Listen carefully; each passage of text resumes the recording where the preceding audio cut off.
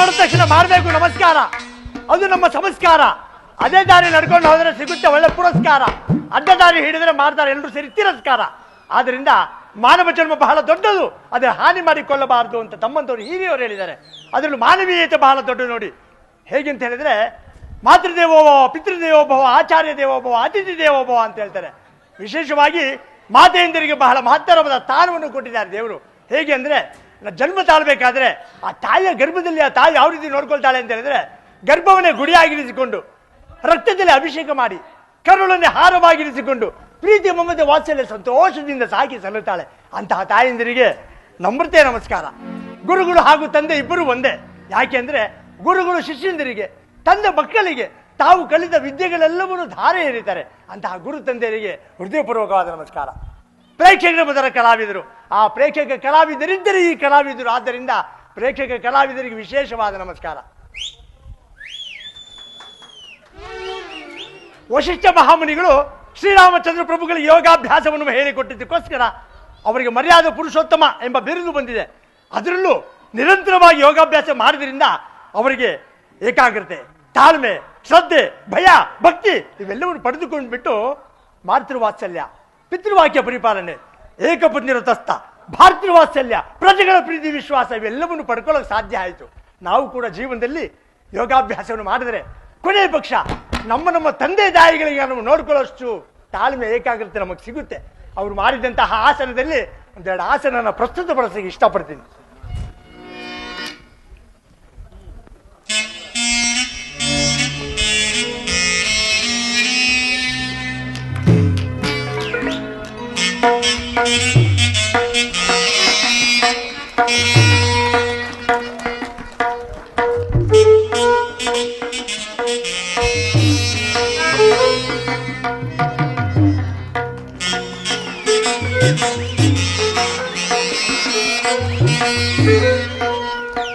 ಆಹಾ, ಯೋಗಾಭ್ಯಾಸವನ್ನು ಮಾಡಿಬಿಟ್ರೆ ಮೈಯಲ್ಲಿರೋ ನರನಾಡಿಗಳು ಎಚ್ಚೆತ್ಕೊಂಡ್ಬಿಡುತ್ತೆ. ಹೇಗೆ ಅಂತ ಹೇಳಿದ್ರೆ, ಮನುಷ್ಯನಲ್ಲಿ 72,000 ನರನಾಡಿಗಳು ಓಡಾಡ್ತಾ ಇರುತ್ತೆ. ಇಲ್ಲಿಂದ ಪ್ರಾರಂಭ ಆಗುತ್ತೆ.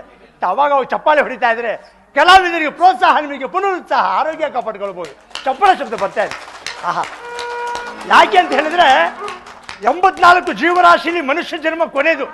ಅದರಲ್ಲೂ ವಿಶೇಷವಾಗಿ ನೊಣ ಮತ್ತು ಸೊಳ್ಳೆ ಇದೆಯಲ್ಲ, ಮನುಷ್ಯರಿಗೋಸ್ಕರ ಇದೆ.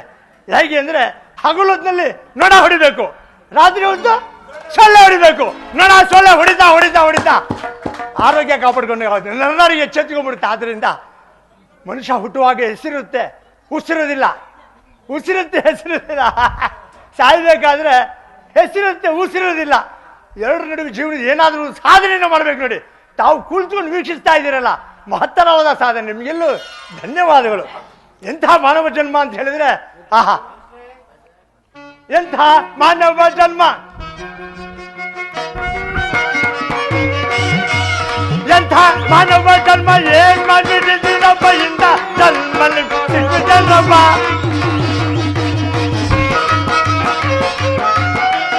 ಎಂಥ ಮಾನವ ಜನ್ಮ, ಏನ್ ಮಾಡಿದ್ದೀರಪ್ಪ ಇಂಥ ಜನ್ಮ ಸಿಕ್ಕುತ್ತಲ್ಲಪ್ಪ. ಇರುವ 84 ಲಕ್ಷ ಜೀವರಾಶಿ ಒಳಗೆ ಎಲ್ಲ ಜನ್ಮ ನಿಮ್ಗೆ ಸಿಕ್ಕುತ್ತಲ್ಲಪ್ಪ. ಎಂಥ ಮಾನವ ಜನ್ಮ, ಏನ್ ಮಾಡಿದ್ದೀರಪ್ಪ ಇಂಥ ಜನ್ಮ ಸಿಕ್ಕುತ್ತಲ್ಲಪ್ಪ.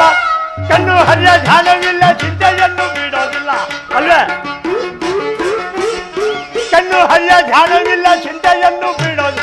ಸಂಸಾರ ಎಂಬ ಸಾಗರದಲ್ಲಿ ಸಿಕ್ಕಿ ಬಿದ್ದಿರೇನ್ರಪ್ಪ. ಎಂಥ ಮಾನವ ಜನ್ಮ, ಏನ್ ಮಾಡಿದ್ದೀರಿ ಇಂಥ ಜನ್ಮ ಸಿಕ್ಕುತ್ತಲ್ಲಪ್ಪ. ನಮ್ಮ ಗುರುಗಳು ಹೇಳಿಕೊಟ್ಟ ಪಾಠವನ್ನೆಲ್ಲ ಪರಿಪಕ್ವ ತಮ್ಮ ಮುಂದೆ ಪ್ರಸ್ತುತಪಡಿಸಿದ್ದೀನಿ. ಬರ್ತಾ ಇದ್ದಾರೆ ಗುರು. ವೇಳೆ ಆಗು, ವೇಳೆ ವೇಳೆ. ಏನಯ್ಯ ಹೇಳಿಕೊಟ್ಟ ವಿದ್ಯಾಭ್ಯಾಸವನ್ನು ಪ್ರದರ್ಶನ? ಓಹೋ ಗುರುಗಳೇ, ತಾವು ಹೇಳಿಕೊಟ್ಟ ಹಾಗೆ ವಿದ್ಯಾಭ್ಯಾಸ, ಶಾಸ್ತ್ರಾಭ್ಯಾಸ, ಯೋಗಾಭ್ಯಾಸ ಇವೆಲ್ಲವನ್ನು ಪ್ರಸ್ತುತಪಡಿಸ್ಬಿಟ್ಟಿದ್ದೀನಿ. ನಿನಗೆ ವಿಚಾರ ಗೊತ್ತೇ ಇಲ್ವಲ್ಲ? ಶ್ರೀರಾಮಚಂದ್ರ ಪ್ರಭುಗಳಿಗೆ ಪಟ್ಟಾಭಿಷೇಕ. ಹೌದಾ? ದಶರಥ ಮಹಾರಾಜರು ಶ್ರೀರಾಮಚಂದ್ರ ಪ್ರಭುಗಳಿಗೆ ಪಟ್ಟಾಭಿಷೇಕ ಮಾಡ್ತಿದ್ದಾರೆ. ಆದ್ರಿಂದ ಸೀತಾಮಾದೇವರು ತುಳಸಿ ಪೂಜೆ ಮಾಡಿ ನಮ್ಮಂತ ಬ್ರಾಹ್ಮಣೋತ್ತಮರಿಗೆ ಭೂರಿ ಭೋಜನ ಏರ್ಪಡಿಸಿದ್ದಾರೆ. ಭೋಜನ? ಹಾ, ಇದೆ ಇದೆ ಭೋಜನ ಸಾಕಷ್ಟಿದೆ. ಹೌದೇ? ಹೋಗ್ಬಿಟ್ಟಿದೆ, ನಾವು ಹೋಗ್ಬಿಟ್ಟು ಪಾಯಸ ಇದೆ ಅಲ್ವೇ ಹಾ. ಹೊರಡು ವೇಳೆ ಆಗ್ಬಿಡುತ್ತೆ ಗುಳು ಅನುಮಾನ ಯಾವ ಕಾರ್ಯಕ್ರಮ ಹೋಗ್ಬೇಕಾದ್ರೂ ಪುರೋಹಿತರು ಬರಮಾಡಿ ಅಂತಾರಲ್ಲ ಪುರೋಹಿತರು ಯಾಕೆ ಬರಮಾಡಬೇಕು ಅಂತ ನನ್ನ ಪ್ರಶ್ನೆ. ಪುರೋಹಿತರು ಅಂದ್ರೆ ಏನಂತ ತಿಳ್ಕೊಂಡಿದ್ಯಾ? ಪುರೋಹಿತರು ಏ ದಡ್ಡ, ಪುರದ ಹಿತವನ್ನು ಬಯಸುವವನೇ ಪುರೋಹಿತ. ಪುರದ ಹಿತವನ್ನು ಬಯಸುವವನು ಪುರೋಹಿತ. ಹಾ. ಎಂಥ ವಿಚಾರ ಹೇಳ್ಬೋದು. ಇನ್ನೊಂದು ಪ್ರಶ್ನೆ, ಇನ್ನು ಬ್ರಾಹ್ಮಣ ಭೋಜನ ಪ್ರಿಯ ಅಂತಾರಲ್ಲ, ಎಲ್ಲರೂ ಭೋಜನ ಮಾಡಿದಾಗ ನಾನು ಭೋಜನ ಮಾಡೋದು ಅದ್ಯಾಕೆ ಬ್ರಾಹ್ಮಣ ಭೋಜನ ಮಾಡದೇ ಇರತಕ್ಕಂತ ಜನ ಯಾರಿದ್ದಾರೆ? ಬ್ರಾಹ್ಮಣೋ ಬಹು ಜನಪ್ರಿಯ. ಬ್ರಾಹ್ಮಣ ಬಹು ಜನಪ್ರಿಯ. ಹಾ. ಆ ತಲೆನಲ್ಲಿ ಏನ್ ಮಡಗಿದ್ದೀರಾ? ಕೊನೆ ಪ್ರಶ್ನೆ, ಹಾ. ನಮ್ಮ ಮನೆಯಿಂದ ಹೊರಡ್ಬೇಕಾದ್ರೆ ಒಂಟಿ ನಾಮ ಹಾಕ್ಲಾ, ಅಡ್ಡ ನಾಮ ಹಾಕ್ಲಾ, ಮೂರ್ ನಾಮ ಹಾಕ್ಲಾ, ಯಾವ ನಾಮ ಹಾಕಿದರೆ ಶ್ರೇಷ್ಠ? ಗೊಂದಲ. ಯಾವ ನಾಮ ಹಾಕ್ಬೇಕು? ಯಾವ ನಾಮ ಹಾಕಿದ್ರು ಮುಕ್ತಿ ಸಿಗಲ್ಲ. ಶ್ರೀರಾಮನಾಮವನ್ನು ಹಾಡ್ಕೊಂಡು ಆ ರಾಮನಾಮವನ್ನು ಇಟ್ಕೊಂಡ್ಬಿಟ್ರೆ ಅದಕ್ಕಿನ್ನ ದೊಡ್ಡ ಎಲ್ಲ ತಲೆಗೆ ಹೋಯ್ತಾನೆ. ಆ ವಿದ್ಯಾಭ್ಯಾಸ ಎಲ್ಲ ತಲೆಗೆ ಹೋಗ್ಲಿಂತ ಶಿರ್ಶಾಸ್ತ್ರ. ಅದಕ್ಕೆ ವಿದ್ಯುತ್ ಬೇಗ ಬರ್ಲಿ ಅಂದ್ಬಿಟ್ಟು ತಲೆ ಕೆಳ ಮೇಲೆ ಕಾಲ್ ಮೇಲೆ ಮಾಡಿದ್ರೆ ಶಿರ್ಶಾಸನ ಹಾಕಿದ್ದೇನು. ಹೌದು, ಬೇಡ ಆಗ್ಬಿಡುತ್ತೆ.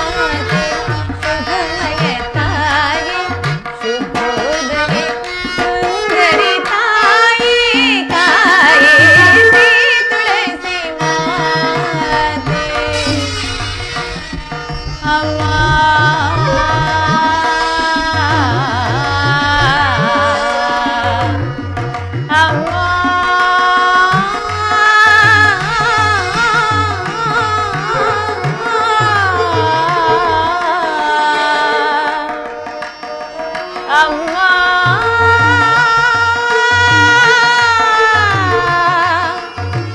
ಅಮ್ಮ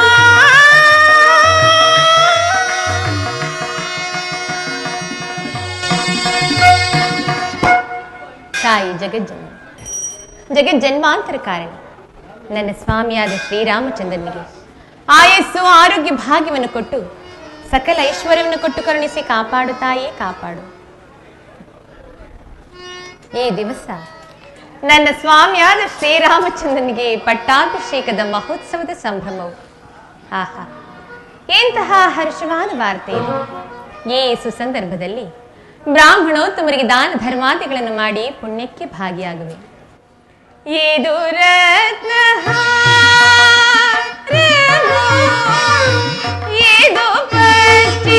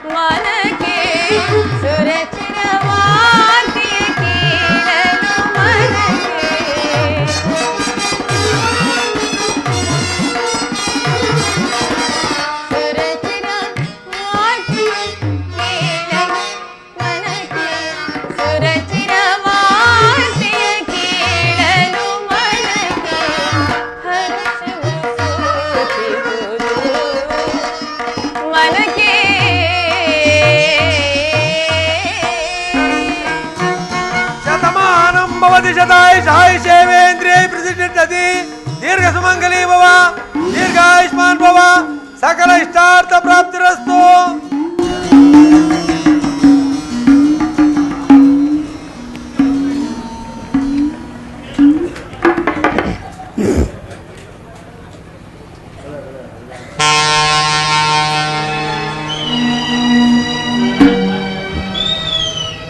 ಈ ದಿನ ನನ್ನ ಪಟ್ಟಾಭಿಷೇಕವೆಂದು ತಿಳಿದು ಜಾನಕಿಯು ಅನೇಕ ಭೂಸುರೋತ್ತಮರಿಗೆ ದಾನ ಧರ್ಮಾದಿಗಳನ್ನು ಮಾಡಿ ಪುಣ್ಯಕ್ಕೆ ಭಾಗಿಯಾಗಿರುವಳು. ಇಂತಹ ಸಂತೋಷದ ಸಮಯದಲ್ಲಿ ನನಗೊದಗಿರುವ ಈ ಅಮಂಗಳದ ವಾರ್ತೆಯನ್ನು ಇವಳಿಗೆ ಹೇಗೆ ತಿಳಿಸಲಿ? ಸೀತಾ, ಜಾನಕಿ, ಸೀತಾ,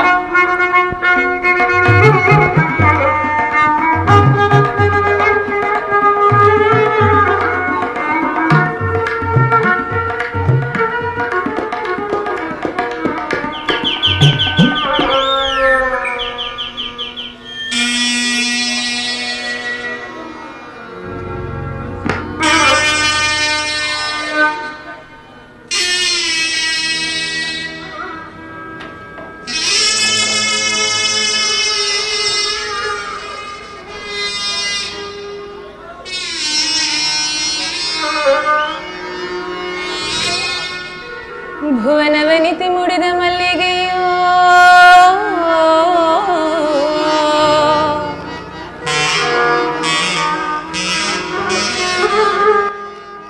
ಧರೆಯನ್ನು ಧರಿಸಲವತರಿಸಿದ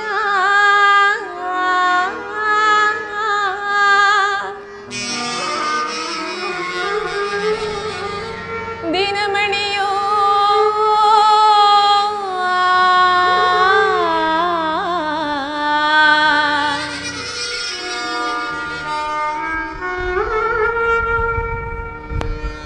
ರಾಮ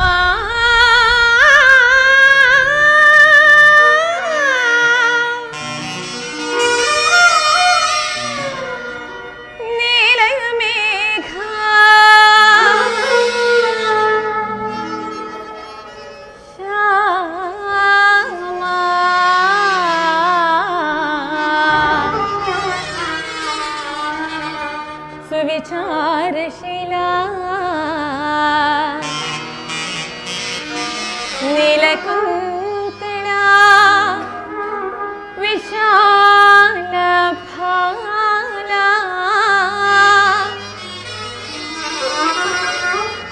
ನೋಡುವೆಯೇ ಮನದಣಿವ ತನಕ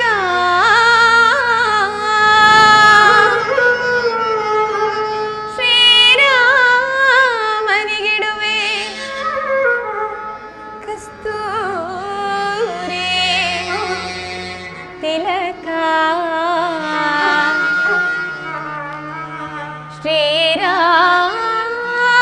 ಶ್ರೀರಾಮನಿಗಿಡುವೆ ಕಸ್ತೂರಿ ತಿಲಕ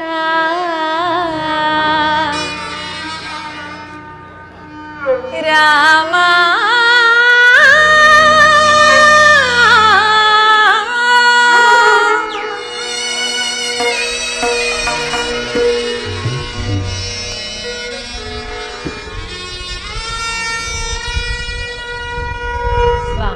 ಸೀತಾ, ಸಖಗೇನೋ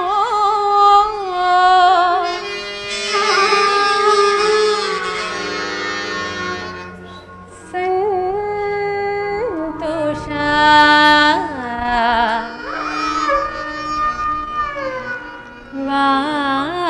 ವಾಗಿದೆ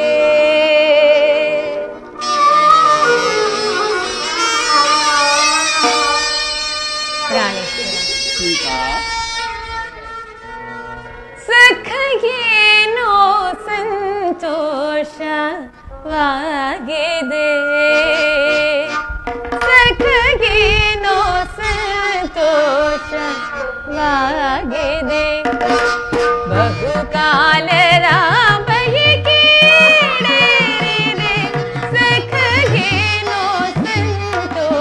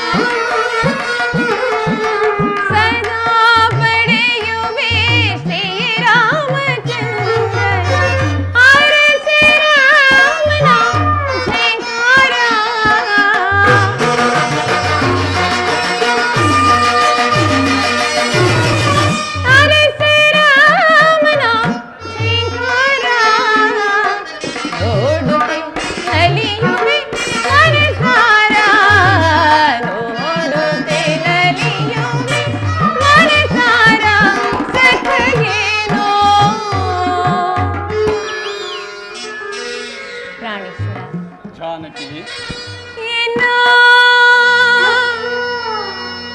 ಸಖಗೇನೋ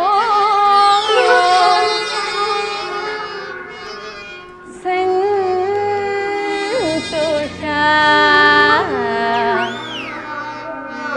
ವಾಗಿದೆ.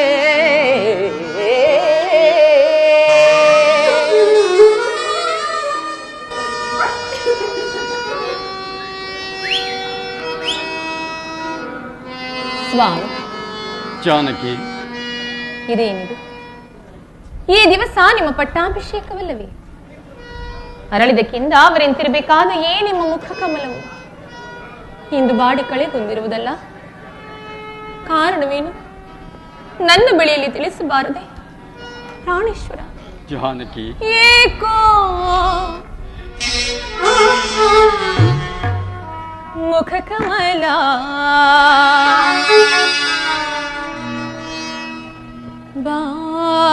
ಬಾಡಿದೆ.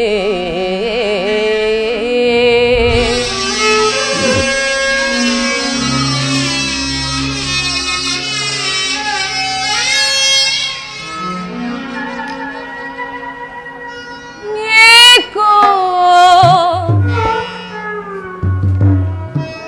ಮುಖ ಕಮಲ ಬಾಡಿದೆ ಮಮ ಜೀವಿತೆ.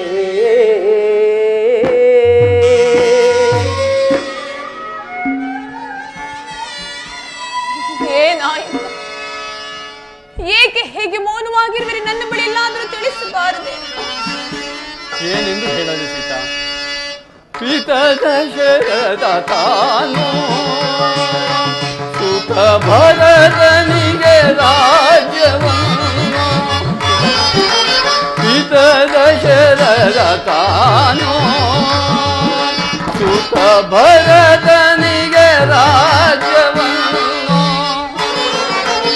ಅತಿಶಯದಿಂದಿತನು ಕೇಳಿಸುತ್ತೆ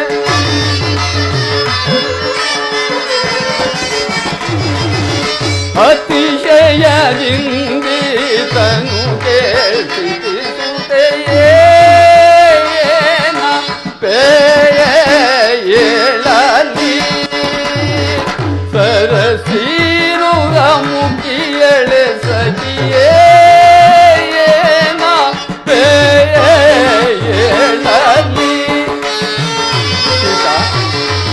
ಚಿಂತಿಸಬೇಡ ಸೀತಾ, ಚಿಂತಿಸಬೇಡ.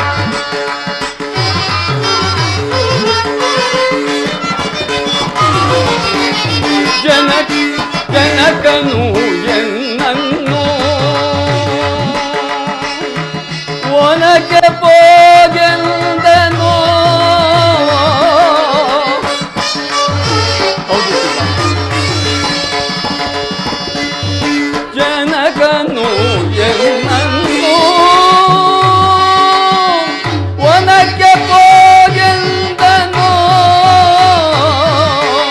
ಎನಗಾಗಿಯನಿತನು ಜನಕಜ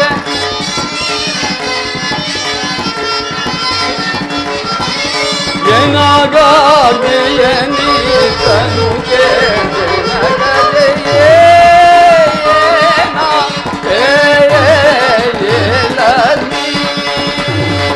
ಸರಸೀರುಗ ಮುಖಿಯಳ ಸಗಿಯೇ ಏನ ಪೇಯೇಳಲಿ.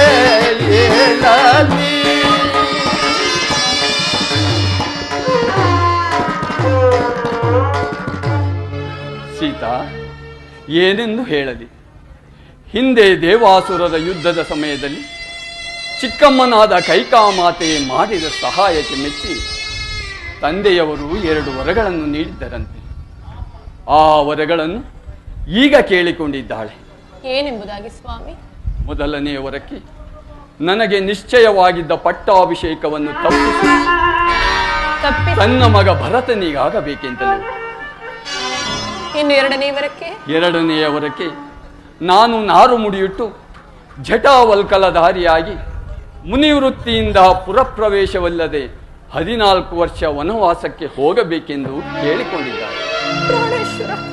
ಹಾ ಸೀತಾ, ಅದರಂತೆ ನಾನು ಈ ದಿನವೇ ವನವಾಸಕ್ಕೆ ಹೊರಟಿದ್ದೇನೆ.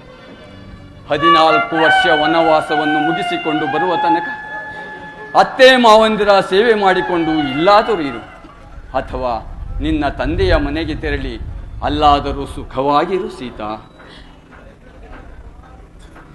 ಏ ವಿಧಿ, ನಿನ್ನಲ್ಲಿ ಅದೆಷ್ಟು ವಂಚನೆ ಇರುವುದು. ನಾನು ನಿನಗೆ ಮಾಡಿರುವ ಮೋಸವಾದರೂ ಏನು? ಸ್ವಾಮಿ, ನೀವಿಲ್ಲದೆ ಈ ಅಯೋಧ್ಯೆಯಲ್ಲಿ ಅದು ಹೇಗೆ ತಾನೇ ನಾನು ಜೀವಿಸಿರಲು ಸಾಧ್ಯ? ನಿಮ್ಮನ್ನಗಲಿ ಅರೆಕ್ಷಣವೂ ಜೀವಿಸಿರುವ ಶಕ್ತಿ ನನ್ನಲ್ಲಿಲ್ಲ. ಆದ್ದರಿಂದ ನನ್ನನ್ನು ನಿಮ್ಮ ಸಂಗಡ ವನವಾಸಕ್ಕೆ ಕರೆದುಕೊಂಡು ಹೋಗಿ. ಬೇಡ ಸೀತಾ, ಬೇಡ. ಕಾನನ ಜೀವನ ಬಹಳ ಕಷ್ಟಕರವಾದುದು. ಅಲ್ಲದೆ ವನವಾಸದ ಆಜ್ಞೆ ನನಗೆ ಮಾತ್ರ. ನೀನು ಸುಮಕೋಮಲೆ, ಅರಮನೆಯಲ್ಲಿ ಸುಖವಾಗಿ ಬೆಳೆದವಳು. ಆ ಕಾಡಿನಲ್ಲಿ ಗೆಡ್ಡೆ ಗೆಣಸುಗಳನ್ನು ತಿನ್ನುತ್ತಾ ಕಲ್ಲು ಮುಳ್ಳುಗಳನ್ನು ತುಳಿಯುತ್ತಾ ಕಷ್ಟಪಡುವುದನ್ನು ಈ ನನ್ನ ಕಣ್ಣುಗಳಿಂದ ನೋಡಿ ಸಹಿಸಲು ಸಾಧ್ಯವಿಲ್ಲ ಜಾನಕಿ, ಸಾಧ್ಯವಿಲ್ಲ. ಸೀತಾ, 14 ವರ್ಷ ವನವಾಸವನ್ನು 14 ದಿನಗಳಂತೆ ಕಳೆದು ಜಾಗೃತಿಯಾಗಿ ಬಂದು ಬಿಡುತ್ತೇನೆ. ನನ್ನನ್ನು ಬೀಳ್ಕೊಡು ಸೀತಾ. ನೀವು ಏನೇ ಹೇಳಿದರು ಅದನ್ನು ಕೇಳುವ ಶಕ್ತಿ ನನ್ನಲ್ಲಿಲ್ಲ. ಮರದ ನೆರಳು ಮರವನ್ನೇ ಆಶ್ರಯಿಸುವಂತೆ ನಾನು ಸದಾ ಕಾಲವೂ ನಿಮ್ಮನ್ನೇ ಆಶ್ರಯಿಸಿಕೊಂಡು ಬದುಕುತ್ತೇನೆ ಸ್ವಾಮಿ. ಜಾನಕಿ, ಅಲ್ಲದೆ ಆ ಕಾಡಿನಲ್ಲಿ ಎಂತಹ ಕಷ್ಟಗಳೇ ಬಂದರೂ ನಿಮ್ಮನ್ನೇ ಅನುಸರಿಸಿಕೊಂಡು ಹೋಗುತ್ತೇನೆ ವಿನಃ ನಿಮ್ಮನ್ನಗಲೇ ಕ್ಷಣವೂ ನಾನು ಜೀವಿಸಿರಲಾರೆ. ಹಾಗೊಂದು ವೇಳೆ ನೀವೇನಾದ್ರೂ ನನ್ನನ್ನು ನಿಮ್ಮ ಸಂಗಡ ಕರೆದುಕೊಂಡು ಹೋಗದಿದ್ದ ಪಕ್ಷದಲ್ಲಿ ನಾನು ಪ್ರಾಣ ತ್ಯಾಗ ಮಾಡಿಕೊಳ್ಳುತ್ತೇನೆ. ಶಾಂತಳಾಗು ಜನಕಿ, ಶಾಂತಳಾಗು. ವಿಧಿ ಇಚ್ಛೆ ಇದ್ದಂತಾಗಲಿ. ನಡೆ, ಮಾತಾಪಿತೃಗಳ ಆಶೀರ್ವಾದವನ್ನು ಪಡೆದು ವನವಾಸಕ್ಕೆ ಹೊರಡೋಣ.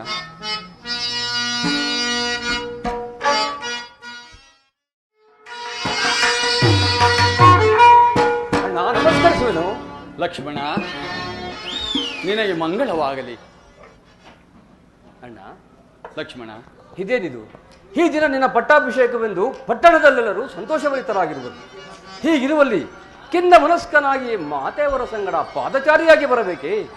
ಹೇಳಿದ್ದರೆ ನಾನೇ ರಥವನ್ನು ತೆಗೆದುಕೊಂಡು ಬರ್ತಿದ್ದನಣ್ಣ.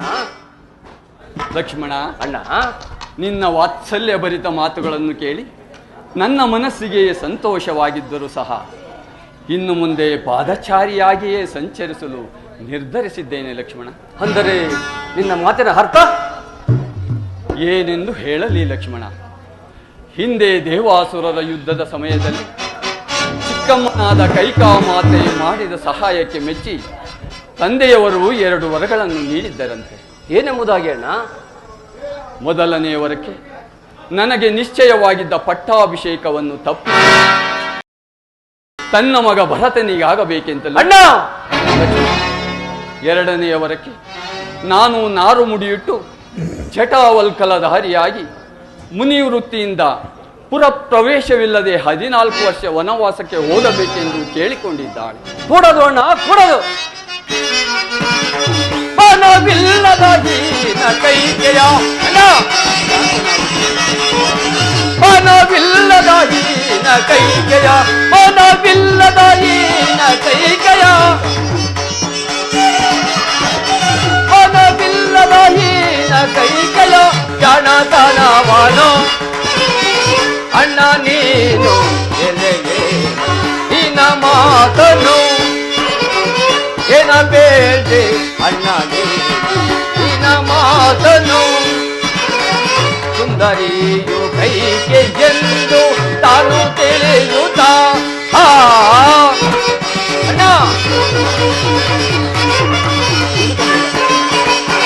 ಸುಂದರಿಯು ಕೈಗೆ ಎಂದು ತಾನು ತಿಳಿಯುತ್ತ ತಂದೆ ಬೇಡದಿಂದ ವಚನವ ಅಣ್ಣ ತಂದೆ ಬೇಡದಿಂದ ವಚನವ ತಂದೆ ಬೇಡದಿಂದ ವಚನವ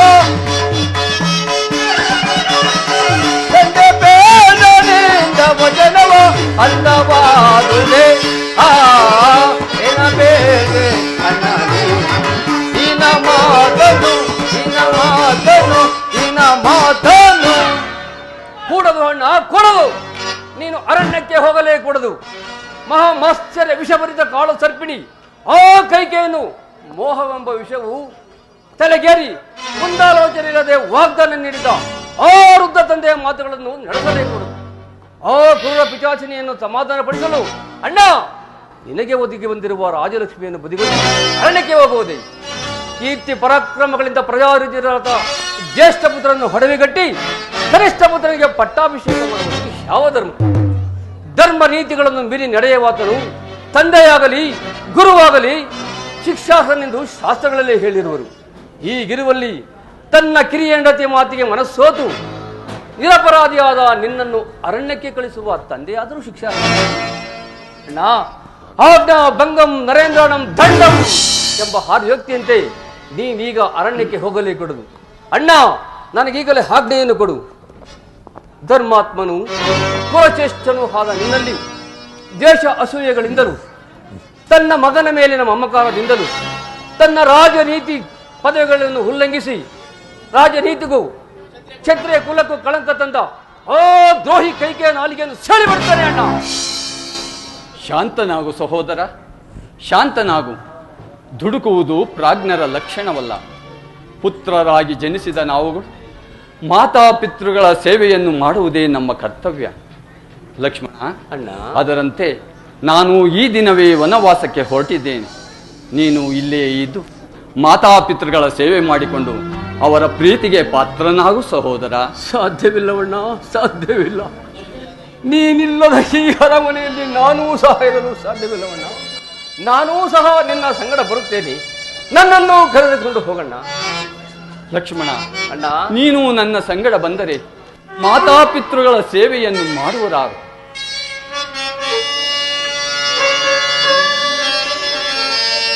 ಅಣ್ಣ, ಲಕ್ಷ್ಮಣ, ಸರಿಯೇ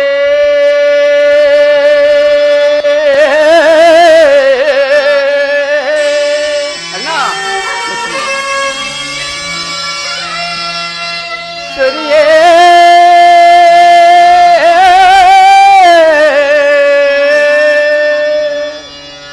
ನಾಡ ತೊರೆಯುವುದು ಪ್ರಭುವೇ.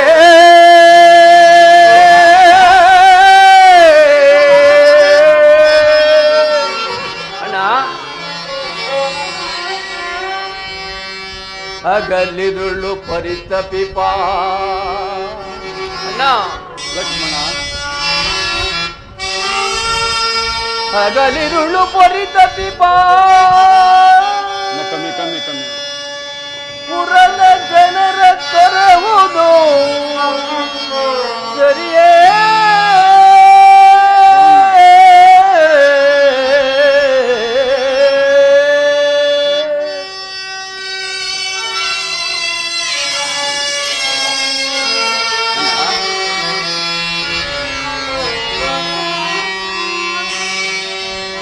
ರವಿಯಿಲ್ಲದ ಗಗನ.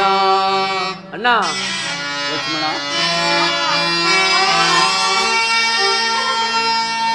ನಗುವಿಲ್ಲದ ವದನ. ದೇವರಿಲ್ಲದ ಸದನ. ಇಂತಾಯ್ತೇ ಈ ಅಯೋಧ್ಯೆಯ ಕದನ. ರಾಮ ರಾಮ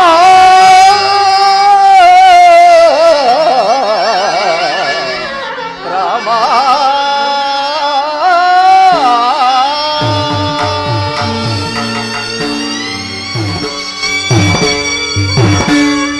ಅಣ್ಣ, ಮಾತಾಪಿತೃಗಳ ಸೇವೆ ಮಾಡಲು ಭರತ ಶತ್ರುಘ್ನರಿರುವರು. ಬೇಲಾಗಿ ಕೈಕಾ ಮಾತೆ ಇರುವಾಗ ನಾನಿದ್ದು ಪ್ರಯೋಜನವಣ್ಣ. ಅಣ್ಣ, ಅಣ್ಣ, ನನ್ನನ್ನು ನಿಮ್ಮ ಸಂಗಡ ಕರೆದುಕೊಂಡು ಹೋಗಿ. ಇಲ್ಲವಾದ ಪಕ್ಷದಲ್ಲಿ ನಾನು ಪ್ರಾಣತ್ಯಾಗ ಮಾಡಿಕೊಳ್ಳುತ್ತೇನೆ. ಇದಕ್ಕೆ ನಿಮ್ಮ ಪಾದವೇ ಸಾಕ್ಷಿ. ಲಕ್ಷ್ಮಣ, ಶಾಂತನಾಗು ಸಹೋದರ, ಶಾಂತನಾಗು. ಆಹಾ, ಇದೆಂತಹ ಉಭಯ ಸಂಕಟ. ಸೀತೆಯು ನನ್ನನ್ನೇ ಹಿಂಬಾಲಿಸಿರುವಳು, ನೀನು ಹಠ ಸಾಧಿಸುತ್ತಿರುವೆ. ವಿಧಿ ಇಚ್ಛೆ ಇದ್ದಂತಾಗಲಿ. ಸೀತಾ, ನಡೆಯಿರಿ. ಮಾತಾಪಿತೃಗಳ ಆಶೀರ್ವಾದವನ್ನು ಪಡೆದು ವನವಾಸಕ್ಕೆ ಹೊರಡೋಣ.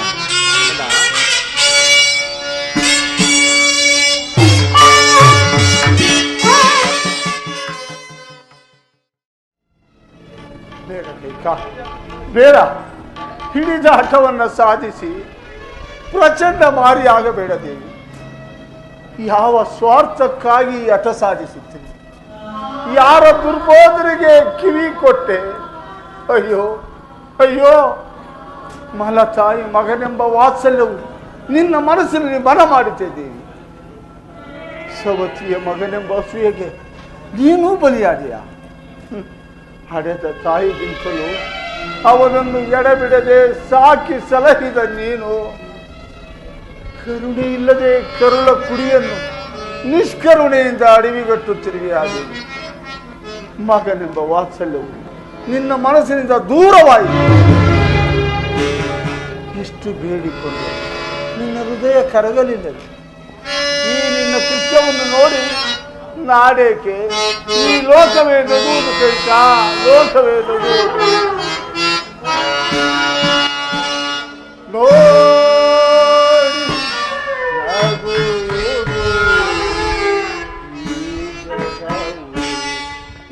ನಿನ್ನ ನೋಡಿ ನಗುವುದು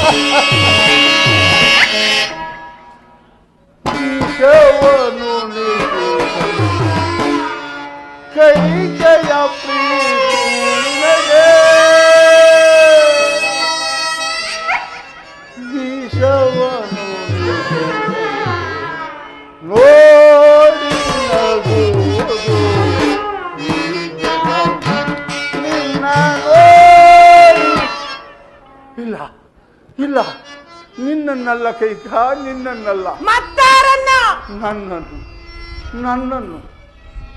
ಹೇ ಪಾಪಿ ದಶರಥ, ಹೇ ಪಾಪಿ ದಶರಥ, ನನ್ನ ನೋಡಿ ನಗುವುದು ಜಗವು ಜಗವು ಜಗವು.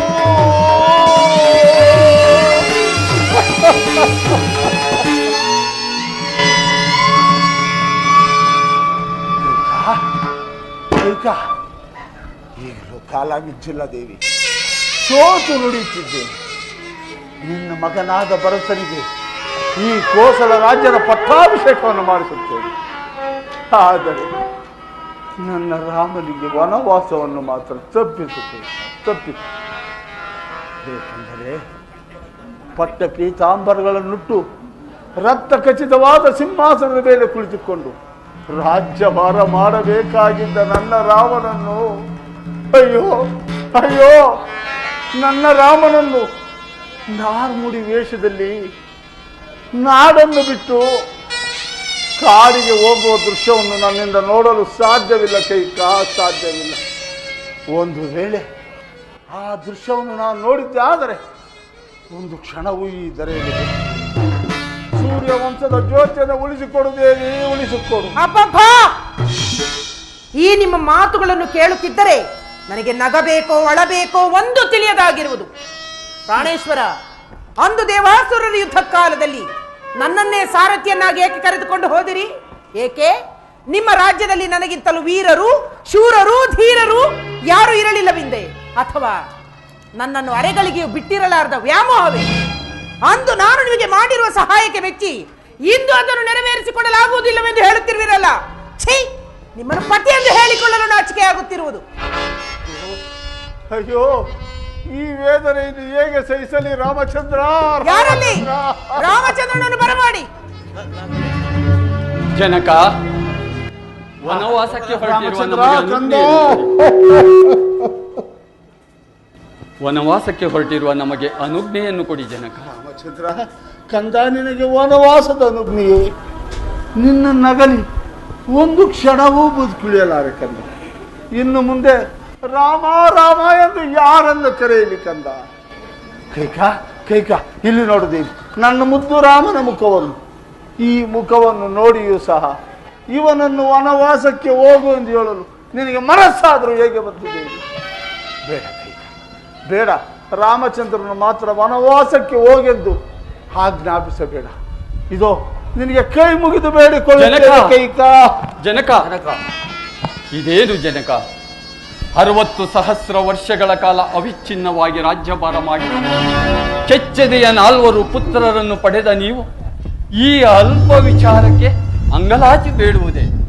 ಈ ರೀತಿ ಬೇಡಿದ್ದೇ ಆದರೆ ಸ್ವರ್ಗದಲ್ಲಿರುವ ನಮ್ಮ ಪಿತೃಗಳನ್ನು ನಾವಾಗಿಯೇ ನರಕಕ್ಕೆ ತಳ್ಳಿದಂತಾಗುವುದಿಲ್ಲವೇ? ಜನಕ, 14 ವರ್ಷ ವನವಾಸವನ್ನು 14 ದಿನಗಳಂತೆ ಕಳೆದು ಜಾಗ್ರತೆಯಾಗಿ ಬಂದು ಬಿಡುತ್ತೇನೆ. ಈ ವ್ಯಸನವನ್ನು ಬಿಡಿ, ನಮ್ಮನ್ನು ಕಳುಹಿಸಿಕೊಡಿ ಜನಕ. ಮಾವನವರೇ, ನನ್ನ ಸ್ವಾಮಿಯ ಸಂಗಡ ವನವಾಸಕ್ಕೆ ಹೊರಟಿರುವ ನನ್ನನ್ನು ಸಹ ಆಶೀರ್ವದಿಸಿ. ಅಯ್ಯೋ, ಅಯೋಧ್ಯೆ ಭಾಗ್ಯಲಕ್ಷ್ಮಿ, ನೀನೂ ಸಹ ಹೊರಟಿರುವ ತಾಯಿ. ಹೋಗಲಿ ಬಿಡಿ. ಆಗಲಿ, ದೀರ್ಘ ಸುಮಂಗಲಿಯಾಗಿ ಬಾಳುತ್ತಾಯಿ. ಅಯ್ಯೋ, ಒಂದೇ ಗೃಹದಲ್ಲಿ ಎಷ್ಟೊಂದು ವ್ಯತ್ಯಾಸ. ಒಬ್ಬಳು ಸಕಲ ಸಿರಿ ಸಂಪತ್ತನ್ನು ತೊರೆದು ಪತಿಯ ಸಂಗಡ ವನವಾಸಕ್ಕೆ ಹೊರಟಿರುವಳು. ಮತ್ತೋರ್ವಳು ಪತಿಯ ಪ್ರಾಣಾಹುತಿಗೆ ಸಿದ್ಧರಾಗಿರುವಳು. ಒಂದು ದಾರೋ ಹೃದಯ ಪ್ರಾಣೇಶ್ವರ, ಇನ್ನೊಂದು ದೇವತಾ ಹೃದಯ. ಒಂದು ಪಾಪದ ಜಲದಿ, ಇನ್ನೊಂದು ಪುಣ್ಯದ ನಿಧಿ. ಜನಕ, ಲಕ್ಷ್ಮಣ, ಅಣ್ಣನ ಜೊತೆ ವನವಾಸಕ್ಕೆ ಹೊರಟಿರುವ ನನ್ನನ್ನೂ ಸಹ ಆಶೀರ್ವದಿಸಿ ಜನಕ. ಕಂದ, ನೀನೂ ಸಹ ಹೊರಟಿರುವೆ ಕಂದ. ಅವನು ಹೋಗಲಿ ಬಿಡಿ. ಲಕ್ಷ್ಮಣ, ಜನಕ, ನನ್ನನ್ನು ತೊರೆದು ಒಬ್ಬೊಬ್ಬರಾಗಿ ಹೊರಟು ಹೋಗಿರೋ ಮಕ್ಕಳೇ.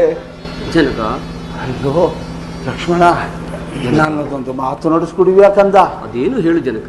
ರಾಮನನ್ನೇ ದಶರಥರೆಂದು ಭಾವಿಸಿ ಸೀತಾದೇವಿಯನ್ನು ನಿನ್ನ ತಾಯಿಯನ್ನು ತಿಳಿದು ಅವರ ಸೇವೆ ಮಾಡುತ್ತಾ ಅಗ್ರಜಾನಂದವನ್ನು ಪಡೆ ಕಂದ, ಅಗ್ರಜಾನಂದವನ್ನು ಪಡೆ. ಆಗಲಿ ಜನಕ, ಹಾಗೇ ಆಗಲಿ.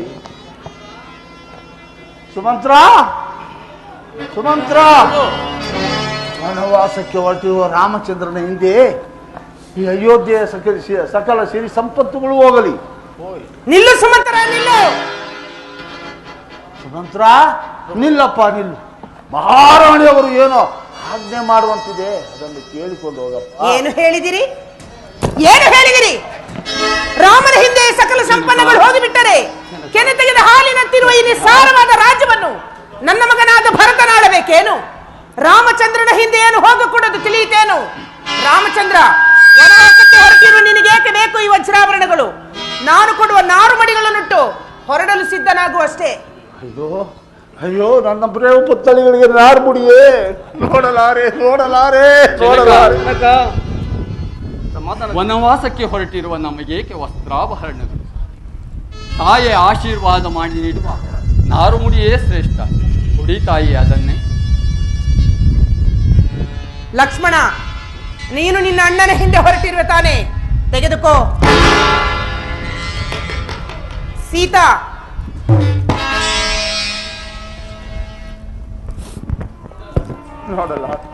ನೋಡಲಾರೆ. ಈ ಮಕ್ಕಳನ್ನು ಅರಣ್ಯಕ್ಕೆ ಕಳಿಸಿ ಹೇಗೆ ಜೀವಿಸಿರಲಿ? ಇನ್ನು ಮುಂದೆ ರಾಮ ಲಕ್ಷ್ಮಣ ಎಂದು ಯಾರನ್ನ ಕರೆಯಲಿ ಕನ್ನ ಮಗಳಿರ, ಯಾರನ್ನ ಕರೆಯಲಿ?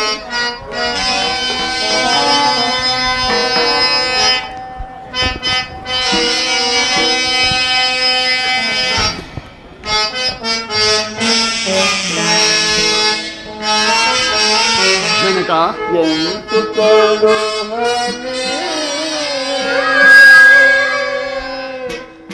ಸುತರ ಎಂತುಕೊಳ್ಳು ಹಲೆ ಎಂತುಕೊಳ್ಳು ಹಲೆ ಸುತರ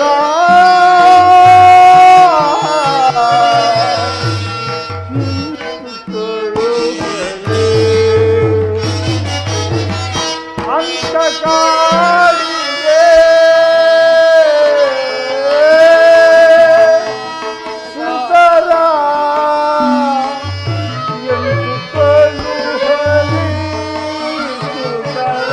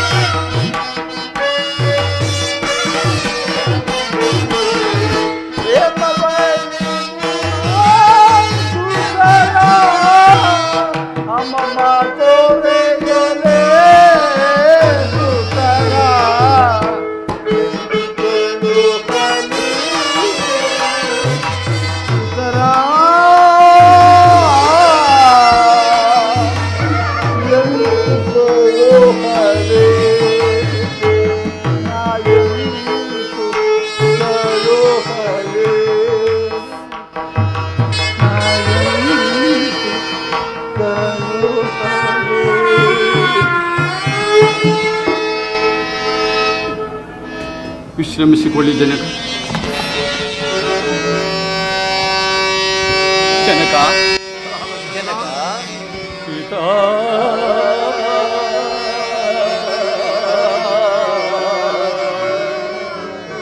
ದಯಾ